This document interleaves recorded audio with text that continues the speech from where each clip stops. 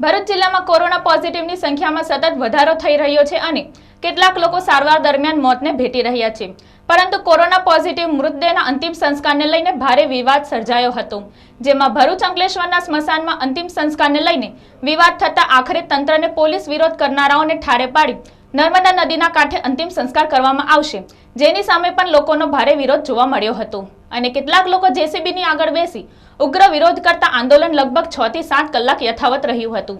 પોલીસે પણ કાયદેસરની કાર્યવાહી કરવાની ચીમકી આપતા આખરે વિરોધ કરનારાઓ ઠારે પડ્યા હતા। બે મૃતદેહને આખરે રઝળતા રહેતા માનવતાની દ્રષ્ટિએ તબક્કે વાતાવરણ ગરમાયું હતું। ભરૂચ જિલ્લામાં કોરોના પોઝિટિવની સંખ્યામાં સતત વધારો થઈ રહ્યો છે અને કેટલાક લોકો સારવાર દરમિયાન મોતને ભેટી રહ્યા છે, પરંતુ કોરોના પોઝિટિવ મૃતદેહના અંતિમ સંસ્કારને લઈ ભારે વિવાદ સર્જાતો, જેમાં ભરૂચ અંકલેશ્વરના સ્મશાનમાં અંતિમ સંસ્કારને લઈને વિવાદ થતા આખરે તંત્રને પોલીસે વિરોધ કરનારાઓને થાળે પાડી નર્મદા નદીના કાંઠે અંતિમ સંસ્કાર કરવામાં આવશે, જેની સામે પણ લોકોનો ભારે વિરોધ જોવા મળ્યો હતો અને કેટલાક લોકો જેસીબીની આગળ બેસી ઉગ્ર વિરોધ કરતા આંદોલન લગભગ 6 થી 7 કલાક યથાવત રહ્યું હતું। પોલીસે પણ કાયદેસરની કાર્યવાહી કરવાની ચીમકી આપતા આખરે વિરોધ કરનારાઓ થાળે પડ્યા હતા। બે મૃતદેહ આખરે રઝળતા રહેતા માનવતાની દ્રષ્ટિએ એક તબક્કે વાતાવરણ ગરમાયું હતું। ભરૂચના નંદેલાવ ગ્રામ પંચાયતની હદમાં આવેલી એક સોસાયટીના નિવૃત્ત પીએસઆઈ કોરોના પોઝિટિવ આવ્યા હતા અને તેઓને સારવાર અર્થે અંકલેશ્વરની જયાબેન મોદી હોસ્પિટલના કોવિડ-19માં ખસેડવામાં આવ્યા હતા। ત્યારબાદ તેઓનું સારવાર દરમિયાન મોત નીપજ્યું હતું। જોકે કોરોના પોઝિટિવ નિવૃત્ત પીએસઆઈ અરવિંદ પવારના અંતિમ સંસ્કારને લઈને વિવાદ સર્જાયો હતો। મૃતદેહના અંતિમ સંસ્કાર માટે ગતરોજ સંધ્યાકાળના સમયે ભરૂચના દશાશ્વમેઘ ઘાટના શાંતિવન સ્મશાન ખાતે અંતિમ સંસ્કાર અર્થે મૃતદેહ આવનાર હોવાની માહિતીના પગલે સ્મશાનની આસપાસ રહેતા કબીરપુરા અને ખત્રીવાડના લોકો સ્મશાને દોડી આવી સ્મશાનના ગેટ બંધ કરી વિરોધ નોંધાવ્યો હતો, જેના પગલે નિવૃત્ત પીએસઆઈના મૃતદેહને અંતિમ સંસ્કાર અર્થે અંકલેશ્વરના રામકુંડ સ્મશાનમાં લઈ જવામાં આવ્યો હતો। જોકે ત્યાં પણ લોકોનો વિરોધનો વંટો રાત્રિના 12 વાગ્યા સુધી ચાલ્યો હતો। સ્થાનિકોના વિરોધના વંટોળ વચ્ચે પોલીસ અને લોકો વચ્ચે ભારે ઘર્ષણ સર્જાયું હતું। જોકે ત્યારબાદ પણ મૃતદેહના અંતિમ સંસ્કાર થયા ન હતા અને મૃતદેહને પુનઃ જયાબેન મોદી હોસ્પિટલમાં લઈ જવામાં આવ્યો હતો। જોકે નિવૃત્ત પીએસઆઈ અરવિંદ પવાર ભરૂચના રહેવાસી હોય અને તેમના અંતિમ સંસ્કાર ભરૂચમાં જ થવા જોઈએ, જેથી તેઓનો મૃતદેહ ભરૂચના દશાશ્વમેઘ ઘાટના શાંતિવન સ્મશાન ગૃહમાં સવારે આવવાનો હોય, જેના પગલે સ્મશાનની આજુબાજુ રહેતા લોકોએ સવારથી જ સ્મશાનમાં અડીંગો જમાવ્યો હતો અને વિરોધનો સૂર ઉઠાવ્યો હતો, જેના પગલે સવારથી તંત્ર દોડતું થઈ ગયું હતું। મૃતદેહના અંતિમ સંસ્કારને લઈ લોકોના ટોળાએ પહોંચી વળવા માટે ભરૂચ એ ડિવિઝનનો પોલીસ કાફલો ખડકી દેવાતો। જોકે સ્મશાનમાં અંતિમ ક્રિયા નહીં કરવામાં આવે તેવી જીદે સ્થાનિકો ચડ્યા હતા। જોકે તંત્રના અધિકારીઓ પણ એસડીએમ અને ભરૂચના મામલતદાર હેલ્થ ઓફિસર સહિતના અધિકારીઓ સ્થળ ઉપર દોડી આવી જે સ્થળે અંતિમ ક્રિયા કરવાની વાત હતી તે અંતિમ ક્રિયાની ચીમનીના ધુમાડા રહેણાંક વિસ્તાર તરફ જાય તેવી રજૂઆત સ્થાનિકોની હોવાના પગલે અંતિમ સંસ્કાર નર્મદા નદીના કાંઠે કરવા અંગેનો નિર્ણય લેવાયો હતો, પરંતુ ત્યારબાદ પણ સ્થાનિકોનો વિરોધ ઉગ્ર બન્યો હતો અને નદી કાંઠે પણ મૃતદેહના અંતિમ સંસ્કાર અર્થે ખાડો ખોદવા અર્થે આવેલું જેસીબી નદી સુધી પહોંચે તે પહેલા જ સ્થાનિકોના ટોળાઓએ જેસીબીની આગળ બેસી જાય કોઈ પણ ભોગે અંતિમ ક્રિયા અહીં નહીં કરવા દઈએ તેવી જીદે સ્થાનિકો ચડ્યા હતા, જેને લઈ તંત્ર પણ દોડતું થયું હતું। જોકે નર્મદા નદી કાંઠો સરકારી જમીન હોવાના કારણે અંતિમ ક્રિયા કરી શકાય, પરંતુ સ્થાનિકોએ પણ નર્મદા નદીના પાણીમાં રેલ આવશે અને મૃતદેહ માટીના ધોવાણથી બહાર આવે તો કોરોનાનું સંક્રમણથી ફેલાય તેવા આક્ષેપ સાથે પોતાનું આંદોલન યથાવત રાખ્યું હતું। જે બાદ લગભગ 6 થી 7 કલાક સ્થાનિકોના વિરોધના વંટોળ બાદ સ્થળ ઉપર દોડી આવેલા ડીવાયએસપી વાઘેલાએ પણ વિરોધ કરી રહેલા રહીશોને થાળે પાડવાનો પ્રયાસ કર્યો હતો અને સરકારી કામમાં દખલગીરી સામે કાયદેસરની કાર્યવાહી કરવામાં આવશે તેવી ચીમકી આપતા જ વિરોધ કરનારાઓના હોશ ઉડી ગયા હતા। સ્મશાન ગૃહમાં એટલા માટે ભેગા થયા છે કે પ્રશાસન કોરોનાની લાશ અહીંયા બાળવા માટે લાવવાનું કહે છે, પણ અમારા પબ્લિકનો એવો વિરોધ છે કે અમે જે રહેણાંક વિસ્તારમાં રહીએ છીએ એ આ સ્મશાનને અડીને જે દિવાલ આવેલી છે એ અમારા ઘરની દિવાલ છે। તમે સરકાર આમ લોકોને સોશિયલ ડિસ્ટન્સિંગ રાખવાનું કહે છે, બહાર માસ્ક પહેરીને ના નીકળે તો તમે અમારી પાસે દંડ વસૂલાવો છો।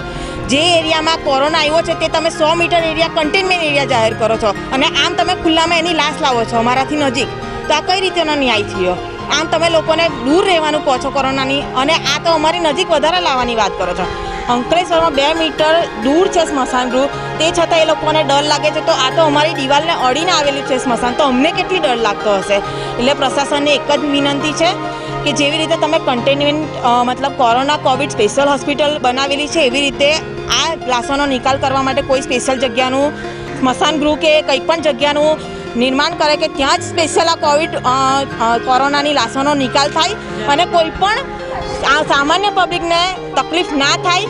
નદી કિનારે દાટીને કે એવી કોઈ રીતે નિકાલ કરો તો પણ એ જ્યારે રેલ કે એવું આવવાનું છે ત્યારે એ ફરી અમારા એરિયા તરફ જ એ પાણી આવવાનું છે. એટલે આખરે તો લાસ્ટમાં અમને જ નુકસાન છે કે આ કોરોનાની લાશ અહીંયા બાળવી નહીં જોઈએ. નદી કિનારે હો નહીં, અમે બધા નવાવાળા બધા બહુ છે અહીંયા સવાર પડે નહીં, એટલે નદી કિનારે પણ નહીં લઈ જવીને એ લોકોને પેલી બાજુ મક્તમપુરના કિનારે બાળો કે ગમે ત્યાં બાળો, અમારે કોઈ લેવા દેવા નહીં, પણ અહીંયા નહીં, આટલા એરિયામાં નહીં. આજ રોજ ભરૂચમાં 2 પેશન્ટ જે કોરોના પોઝિટિવ હતા અને સારવારમાં હતા, જેઓ મરણ ગયેલ છે, જેઓની અંતિમ સંસ્કાર માટે ભરૂચમાં જે નર્મદા નદીના કિનારે દેશાન ઘાટ આવેલો છે ત્યાં અંતિમ વિધિ માટે જે સ્થાનિક ત્યાંના રહીશો છે એ લોકોએ પોતાને પણ આ બાબતે એમ કે સંક્રમણ ફેલાશે એવું માની અને વિરોધ નોંધાવેલો, જેના લીધે વહીવટીતંત્રએ નર્મદા નદીના કિનારે જે સરકારી જમીન આવેલી છે એ જગ્યાએ આ બંને જે મૃત વ્યક્તિઓ છે એમના અંતિમ સંસ્કાર માટે વૈકલ્પિક વ્યવસ્થા કરેલી છે. સ્થાનિકો કેવી રીતે સાંભળે? સ્થાનિકોને સમજાવ્યા છે કે ભાઈ આ માનવતા થોડી આપણે દાખવવી જોઈએ આવા સંજોગોની અંદર, અને આ વસ્તુ કોઈ પણ વ્યક્તિના સગા સંબંધી સાથે થઈ શકે એમ છે, એટલે સ્થાનિકોને સમજાવ્યા છે ને એવો પણ અમારી એ વાત માન્ય છે.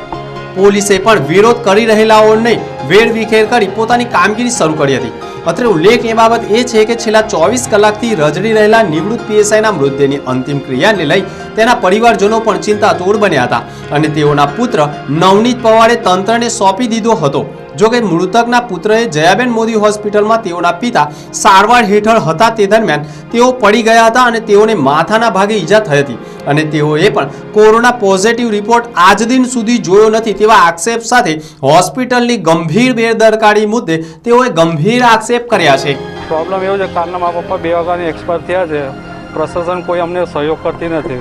છેલ્લે અમે કાલે મિનિમમ 4 વાગ્યાથી લઈને રાતના 10 વાગ્યા સુધી કલેક્ટર સાહેબને મળ્યા. છેલ્લે સાહેબે કીધું કે અમે તમારે, મેં કીધું મેં એકલો જ છું, અમારું વતન મારા જ છે, કે અમે તમે અમારથી એકલો છે, મારી કીટ પહેરાય નહીં, કે પ્રશાસન જે રીતે સુરત બધી જગ્યાએ પ્રશાસનના માણસ મોકલે છે એવી રીતે જ અહીંયા પ્રશાસન મોકલે.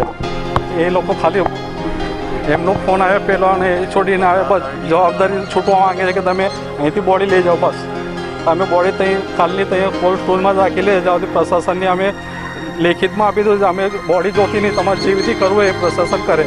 કે અમારા ભાઈ હું એકલો જ છું અને અમારા ભાઈનું ઓપરેશન થયેલું, કોઈ એ આવતું નથી. એમના મૃત્યુને 22 કલાક જેટલો સમય થઈ ગયો છે અને એમની મિનિમમ ક્યાં ક્યાં ફર્યા અને અંતિમ વિધિ માટે કેમ તકલીફ પડે? મેં આપણા દુષ્યંતભાઈ ધારાસભ્ય એમને મેં 2-3 વાર ફોન કર્યા, એમને બી ખાલી ફોન કર્યા કલેક્ટરને, હા કર્યા, પણ કોઈ જાતની કોઈ જવાબદારી સ્વીકારવા માંગતા નથી. ખાલી એમની જવાબદારીથી છૂટવા માંગે છે પ્રશાસન. ને મેં લેખિતમાં આજે કલેક્ટર સાહેબને ને જયાબેન મોદીમાં લેખિતમાં આપે કે મારે બોડી જોતી નહીં, તમારે જેવી રીતે પ્રશાસન કરવું એવી રીતે કરે. દફનાવે, જે બી કરો અમે કલેક્ટર ઓફિસે ધરના કરશું અમે. જો કે સરકારની ગાઈડલાઈન મુજબ જો કોઈ કોરોના પોઝિટિવ દર્દીનું મૃત્યુ પામે તો તેના મૃતદેહને અંતિમ ક્રિયા કરવાની જવાબદારી તંત્રની હોય છે, પરંતુ જયાબેન મોદી હોસ્પિટલમાં કોરોના પોઝિટિવના દર્દીના મોત નીપજ્યા બાદ તેમના પરિવારોને બોલાવી મૃતદેહ સોંપી દેવામાં આવે છે. જો કે ભરૂચ જિલ્લામાં પણ વહીવટી તંત્રએ પણ કોરોના પોઝિટિવના મૃતદેહની અંતિમ ક્રિયા માટે કોઈ વ્યવસ્થા ન કરી હોવાના કારણે વિવાદ સર્જાયો છે. પરિવારને કોરોના સંક્રમિત મૃતદેહ સોંપી દેવો તે કેટલો યોગ્ય છે તેની સામે પણ ગંભીર બેદરકારી તંત્રની હોય તેવા આક્ષેપો લોકો કરી રહ્યા છે. જો કે અંતે બંને મૃતદેહોના ભરૂચના નર્મદા કાંઠે અંતિમ સંસ્કાર કરવામાં આવ્યા હતા. સર, કોરોના બી એક્સપાયર થયા અને બીજું કે એ લોકોની બેદારકીને હોસ્પિટલને લાચારીથી તેના સ્ટાફ એમને દેખરેખ નહીં આપ્યો.